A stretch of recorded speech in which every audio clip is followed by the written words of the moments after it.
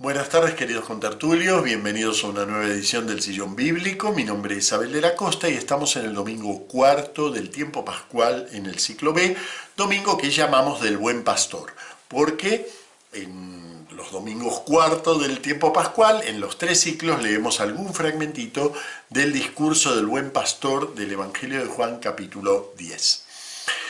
Lo he tratado ya varias veces. Este sillón lleva ya muchos años, entonces les dejo en la caja de comentarios, les dejo los links a los distintos vídeos en donde he tratado la cuestión del discurso del Buen Pastor. Y hoy lo voy a dedicar a lo que dice el título de este vídeo. Vamos a hacer un pequeño especial sobre la primera epístola de Juan. Más pequeño que el especial de Hechos de los Apóstoles, naturalmente, porque el escrito es mucho más breve. Pero, ¿por qué quiero tratar ese tema? Miren, la primera epístola de Juan es un texto muy importante dentro de nuestra comprensión de la fe. Se dice, por ejemplo, allí una frase tan importante que todos la recordamos, que es Dios es amor.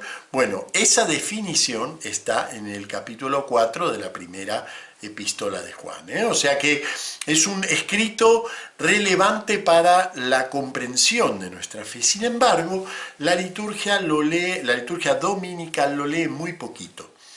Lo leemos sí en la liturgia semanal, lo leemos sí en el oficio de lecturas, que lo leemos entero, pero en el oficio, en la misa dominical, casi no se lee primera epístola de Juan. Fíjense que solo aparece en el ciclo B, en tiempo pascual, y apenas unos fragmentitos de unas poquitas líneas cada uno.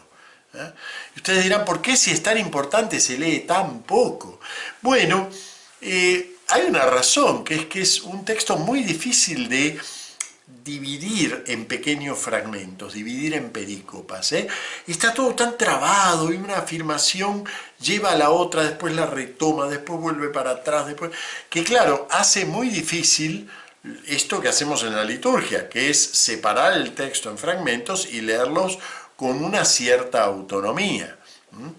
Entonces, en la práctica termina estando bastante ausente de la liturgia dominical, pero no debería estar ausente de la meditación que los cristianos hacemos de la Biblia. Así que yo los invito a que, ayudados por esta pequeña guía, vayan ustedes al texto de la primera epístola de Juan y lo lean a lo mejor a lo largo de una semana, leyendo, no tipo novela, ni tipo cuento, no es para leerlo así, sino leer, volver a empezarlo, marcar incluso, porque van a ver que hay frases que parecen como contradictorias unas con otras, marcarlas, ver qué es lo que está realmente pensando, y conocerlo muy bien. Es un escrito realmente importante dentro del conjunto del Nuevo Testamento y dentro de la tradición joánica. Yo espero que a través de este pequeño especial lleguemos a la comprensión de por qué es tan importante. Bien, y vamos a empezar por la cuestión de a qué conjunto pertenece, dónde está dentro del Nuevo Testamento. Bueno, está dentro del grupo de escritos que llamamos las 7 epístolas católicas. Aquí católico no tiene que ver con la confesión de la fe. No es católico por oposición a protestante o por oposición a ortodoxo. Es católico en el sentido etimológico de universal.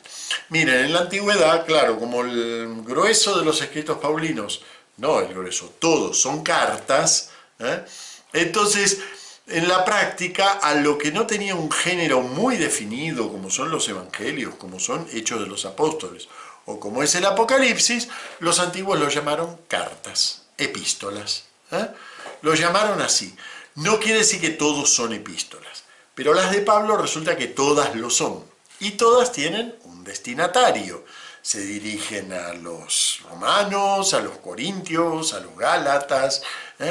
Bueno, entonces, por oposición a estas que no tienen un destinatario definido, algunos, como les digo, ni siquiera son cartas, se los llamó epístolas católicas, epístolas universales. Por eso es ese nombre. Bien, estas epístolas universales, como les digo, no todas son cartas. Por ejemplo, la epístola de Santiago no es propiamente una carta, es una homilía, ¿eh? La primera epístola de Juan tampoco es propiamente una carta. ¿Qué es? Bueno, ahora hablamos un poquito del género que es esta primera epístola de Juan. Pero antes de eso, es importante tener presente que la primera epístola de Juan pertenece a un conjunto de escritos que llamamos los escritos joánicos y que están compuestos de el Evangelio de Juan, la segunda y tercera de Juan, o sea, las dos pequeñas epístolas, que esas sí son epístolas, muy pequeñitas, no tienen ni capítulo, pero son muy pequeñitas, pero son epístolas, y la primera de Juan. Primera de Juan es una especie de meditación teológica. En la segunda y tercera de Juan nos dice que hay un conflicto en la comunidad, que hay unos que están malinterpretando la tradición de la comunidad, malinterpretando el mandamiento que nos dejó el Señor. Y entonces esta primera de Juan vendría a ser como el archivo adjunto a esas dos epístolas. Bueno, ¿qué quiere decir bien interpretar? ¿Cómo se interpreta bien el mandamiento del Señor? Lee esto. Es el archivo adjunto. Entonces, es una meditación teológica. No es exactamente una homilía, porque no tiene el carácter de una homilía, no es exhortativa, aunque tiene momentos exhortativos, pero no es exhortativa. Y además es como un ronroneo sobre el mismo tema, el mandamiento del Señor, la tradición que nos viene del Señor, el amor a Dios, el amor al prójimo, el amor a Dios, la tradición que nos viene del Señor, y va redondeando sobre el mismo tema. Después en el estilo les diré que procede como en espiral, y se va tratando de acercar al centro. Entonces, ese es el tipo de escrito. Ahora, ¿de quién es? ¿Quién escribe esto? Bueno, a pesar de que todo esto, primera de Juan, segunda de Juan, tercera de Juan y Evangelio, son todos escritos que englobamos dentro de la comunidad joánica, el autor de la primera de Juan no es el mismo que el del Evangelio. Precisamente el autor de la primera epístola de Juan lo que trata es de clarificar la recepción del Evangelio. El Evangelio ya está escrito, pero algunos lo reciben mal, lo reciben con un criterio incorrecto, no lo leen correctamente, no se posicionan frente al Evangelio como debe uno posicionarse. ¿Y cómo debe uno posicionarse? En sintonía con la tradición de la comunidad. Fíjense, la primera de Juan trata como de dialogar con el Evangelio, ¿no? Entonces, ¿cómo empieza el Evangelio? Dice, en el principio estaba la palabra y la palabra estaba junto a Dios. ¿Cuál es ese principio al que se refiere? Obviamente la eternidad divina. Ese es el principio al que se refiere el prólogo del Evangelio de Juan. Bueno, vamos a la primera epístola de Juan. Lo que existía desde el principio, y ahí uno cree que están diciendo lo mismo que el Evangelio, ¿no? Lo que hemos oído, lo que hemos visto con nuestros ojos, lo que contemplamos, tocaron nuestras manos acerca de la palabra de vida. O sea que el principio al que aquí se refiere no es la eternidad divina, es el principio de la comunidad. ¿Ven? Trata de dialogar con el Evangelio, pero viendo cuáles son los elementos del Evangelio que le permiten distinguir entre una recta comprensión de esa doctrina del Evangelio y una incorrecta comprensión.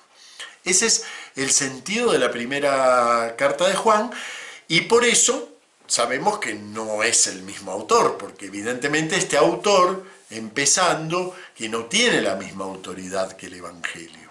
El Evangelio, aunque no sepamos quién lo escribió, su autoridad es el discípulo amado, que es alguien que ha estado, es testigo, ha estado con Jesús, mientras que la primera epístola de Juan ha estado con el discípulo amado, ha estado con la comunidad desde el principio, pero bueno, tiene que apropiarse de esa tradición y tiene que interpretarla. Tradicionalmente entendemos que las tres epístolas son del mismo autor que se menciona en la segunda y en la tercera, que es Juan el presbítero. El presbítero es presbítero quiere decir anciano y es uno de los cargos de la comunidad primitiva. Precisamente cuando eran presbíteros era que no eran los fundadores de la comunidad. ¿Ven? Por ejemplo, Pablo no es un presbítero, Pablo es un fundador de comunidad y él en las comunidades que fundaba dejaba establecidos presbíteros, es decir, ancianos que dirigieran la comunidad. Este se presenta en la segunda y tercera de Juan, se presenta como presbítero. En la primera no dice que sea el mismo, pero realmente como el estilo es el mismo, el lenguaje y como les digo, evidentemente es como el archivo adjunto de la segunda y tercera, entonces entendemos que el autor sigue siendo Juan el presbítero. Incluso en un texto muy antiguo del siglo II, el Canon de Muratori, se dice explícitamente que estos escritos son de Juan el presbítero. Bueno, muy bien. Ya tenemos más o menos el autor, ya tenemos que pertenece a la comunidad joánica. Vamos a tratar el tema de qué es lo que está tratando de resolver. Como les digo, él tiene que buscar el modo de apropiarse de la verdad joánica, apropiarse de la esencia de ese evangelio. ¿Pero por qué? Bueno, porque hay un conflicto. El conflicto en la comunidad lo tenemos más o menos claro, aunque hablado medio en términos simbólicos, pero lo tenemos más o menos claro por la segunda y la tercera carta de Juan. Resulta que,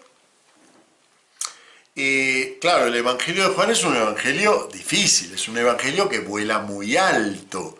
Tan alto vuela que los antiguos, que les gustó mucho esa imagen de los 4 animales del Apocalipsis que rodean el trono del Cordero, ¿no? Entonces asignaron a cada evangelio uno de esos animales. ¿Y cuál le asignaron a Juan como símbolo? El águila, porque vuela altísimo. Y es verdad, es un evangelio que vuela altísimo. ¿Por qué vuela tan alto? Porque descubrió antes que nadie algo que forma la esencia, el núcleo del mensaje y de la vida de Jesús, pero que no es visible. Que no viene con un cartel que dice, yo soy Dios. No, había que descubrirlo. Entonces descubre que la mesianidad de Jesús, su ser Cristo, es la presencia misma no de un más o menos ser divino, sino que es Dios mismo entre nosotros. Y eso que descubre la comunidad de Juan da lugar a todo un lenguaje propio. El lenguaje joánico, que tanto lo distinguimos. Cuando leemos el Evangelio de Juan no nos confundimos con uno de los sinópticos, precisamente porque habla un lenguaje propio.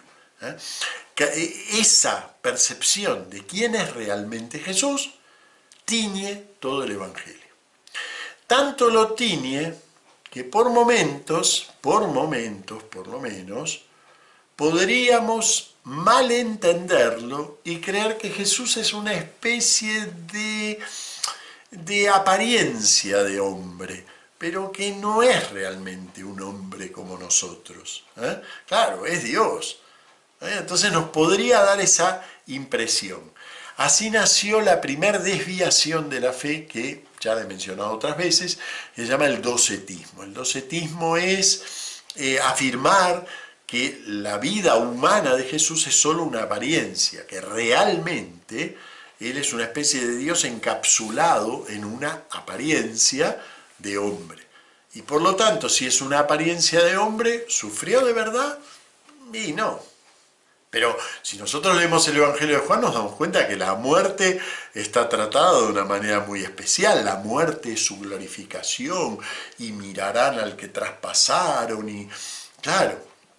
Entonces nos falta en el Evangelio de Juan cosas que son muy claras, por ejemplo en Marcos, Dios mío, ¿por qué me has abandonado? O Jesús que debate, si te es posible, Padre, que se aparte de mí este cáliz. Y sin embargo en el Evangelio de Juan dice, ¿qué voy a decir yo? ¿Que se aparte de mí esto? Si para esto he venido. ¿Ven? Entonces el Jesús joánico es un Jesús tan divino que si lo malinterpreto deja de ser humano. Y entonces esa malinterpretación empezó a circular en la comunidad.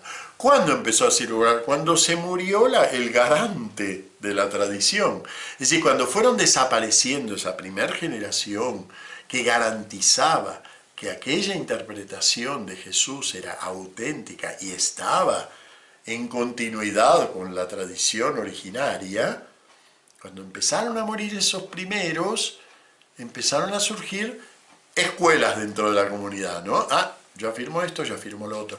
Y uno diría, pero son disputas teóricas, ¿no? Que se peleen los teólogos por ese tipo de cosas. ¿Cuál es la gran importancia? Bueno, miren, si Jesús no vino realmente en la carne, entonces la carne del hombre no está salvada.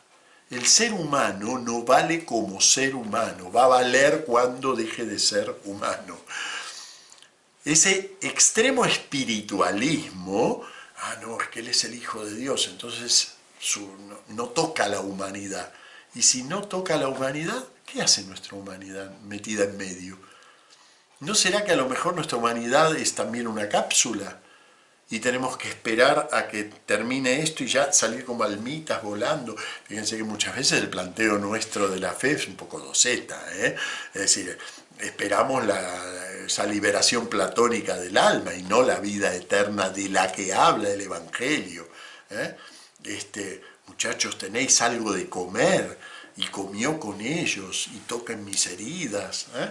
Bueno, entonces ese docetismo es y no es algo teórico, es muy importante como desviación doctrinal, porque si yo no reconozco la humanidad de Jesús, no reconozco que Jesús vino a salvar este hombre, este concreto, no cuando sea un alma, sino ahora.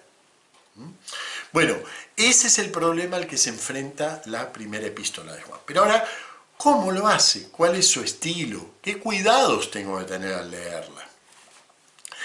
Bueno, el estilo de Juan, como les dije al principio, es un poquitito como en espiral, ¿eh? Va rodeando el tema, por eso es tan difícil de leer y tan difícil de dividir, ¿eh?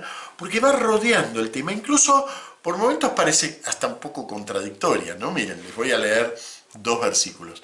En el capítulo 1, versículo 8 dice: si decimos no tenemos pecado, nos engañamos y la verdad no está en nosotros. Ah, perfecto, lo entendí. Capítulo 3, versículo 9. Todo el que ha nacido de Dios no comete pecado, porque su germen permanece de él, y no puede pecar, porque ha nacido de Dios. Y entonces, ¿cuál es la verdad de la cosa? ¿No tengo pecado o sí tengo pecado? ¿Soy impecable o soy pecador? ¿Cuál es la verdad del ser humano?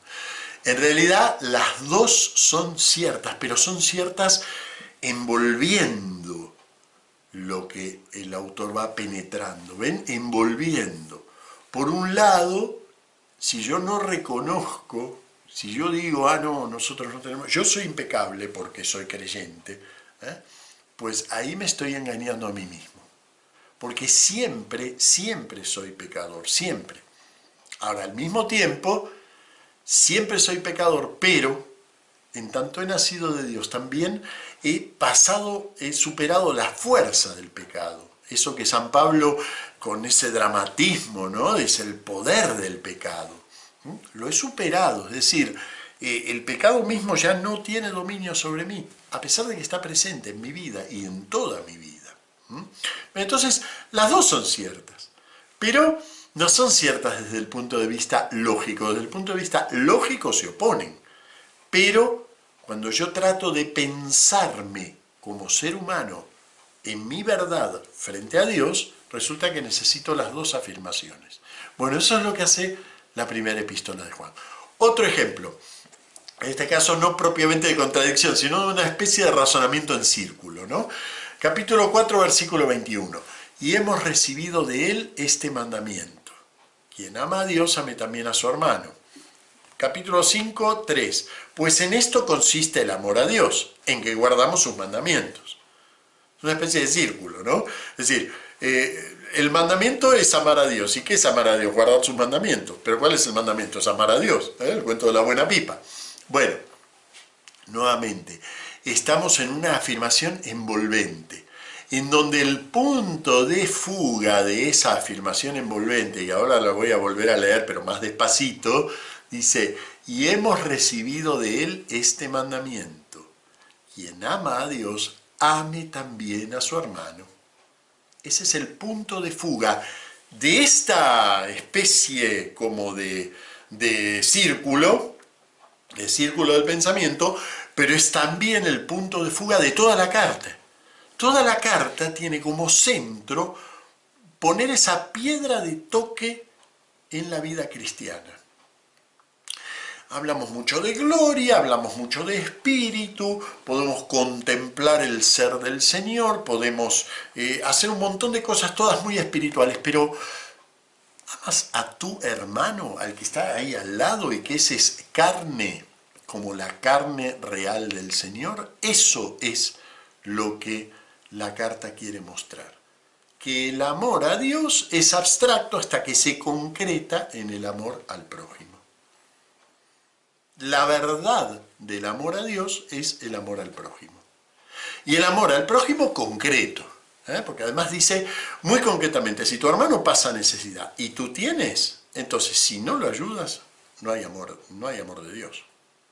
Y fíjense qué concreto, ya está, no le da muchas vueltas. Nosotros damos muchísimas vueltas para decir eso, él no le da vueltas. Vamos a ver un pequeño esquema de la carta, no una estructura, porque la verdad es que la estructura de esta carta, por esto mismo que les digo de que es tan difícil de dividir en fragmentos, la estructura de la carta está muy debatida entre los especialistas, pero vamos a ver un pequeño esquema de la epístola. Yo se las dividí en 5 partes, que son los 5 capítulos. Esto no quiere decir que cada una de las partes estrictamente abarca el capítulo, pero más o menos podríamos decir.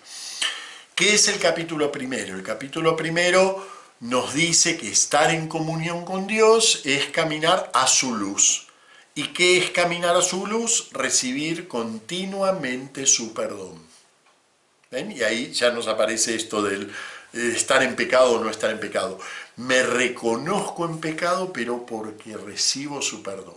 Precisamente el pecado para el cristiano es siempre algo ya superado. Una fuerza que no puede conmigo. Eso es una cosa fundamental dentro de la comunidad joánica, dentro del Evangelio de Juan y dentro de la primera epístola. Estar en comunión con Dios es caminar a su luz y recibir continuamente su perdón. ¿Qué quiere decir caminar a su luz? Porque claro, es muy linda frase, pero ¿qué quiere decir caminar a su luz? Segundo punto, y más o menos coincide con el segundo capítulo. Caminar a su luz es vivir como Él vivió. ¿Y cómo vivió Él? Amando a los hermanos y, en el caso nuestro, confesando que Jesús es el Cristo. Son 2 elementos. Amar a los hermanos y confesar que Jesús es el Cristo. Tercer capítulo, muy importante, es además el núcleo de toda la carta. Ustedes saben que siempre en los escritos antiguos tenemos que buscar el centro, No tenían mucha forma de destacarnos las cosas, entonces suelen estar en el centro. El amor a los hermanos es la verdadera piedra de toque de la fe cristiana. La fe no es una teoría, sino que es un amor en ejercicio. Vamos a leer esa frase del capítulo 3 que les decía antes. Si alguno que posee bienes en la tierra ve a su hermano padecer necesidad y le cierra su corazón, ¿cómo puede permanecer en él el amor de Dios? Hijos míos, no amemos de palabra ni de boca, sino con obras y según la verdad. Más claro, imposible. Ese es el centro de la carta, ese es el punto de fuga de toda la carta. Y no cabe minimizarlo, no es un tema menor. Y vamos a ver que cuando termina, precisamente le da, podríamos decir así, el estatus teológico a esa afirmación. Capítulo 4 y cuarta parte de este conjunto continúa este tema del amor al prójimo, mostrando que muchos se quedan en un espiritualismo descarnado, diciendo que aman a Dios, pero en realidad no aman al hermano y por lo tanto tampoco aman a Dios. Tan importante es este tema que ven, la cuarta parte, aunque la podemos distinguir, pero realmente continúa esta comprensión. Finalmente, Final de toda la carta, última parte. La verdad de Cristo es una verdad concreta. Él vino realmente en la carne. Él padeció, dice, no solo por el agua, vino por el agua y por la sangre. Él vino realmente en carne, Él padeció realmente, Él murió realmente y resucitó. Y con ello nos dio la vida eterna. Y ahí aparece una frase totalmente inesperada, la última frase de la carta. Hijos míos, guardaos de los ídolos. Y uno diría, ¿qué tiene que ver? Bueno, pues lo que tiene que ver es que ese es el estatus teológico de nuestra fe. Frente a todas las acusaciones que le podían hacer los contemporáneos contrarios a nuestra fe, de que multiplicábamos los dioses, porque hablábamos de un Dios Padre y de Dios Hijo, que multiplicábamos los dioses, o bien frente a todas las falsas espiritualidades que se pueden hacer por negar la carne de Cristo, todo eso lo compacta todo y dice, todo eso es el ídolo del que habla el Antiguo Testamento. Cuando el Antiguo Testamento nos manda a luchar contra el ídolo, contra lo que nos manda a luchar es precisamente contra todo eso, contra toda esa falsa espiritualidad, contra todo ese mirar a un Dios sin ver en el Dios el reflejo del mundo que Él creó. Guardaos de los ídolos. Por eso me encanta ese final porque es totalmente inesperado. Bueno, muy bien. Creo que con esto tenemos un cierto esquemita para acercarnos a la primera epístola de Juan y espero que lo hagan, es decir, que les entusiasme leerla y ver el sabor que tiene cada una de esas frases, ¿no? Cómo se va aproximando a la verdad de Jesús, pero nunca pretendiendo agotarla en una frase, sino que siempre retomándola y volviendo a formularla y volviendo a formularla. Nos vemos la semana que viene. Muchas gracias.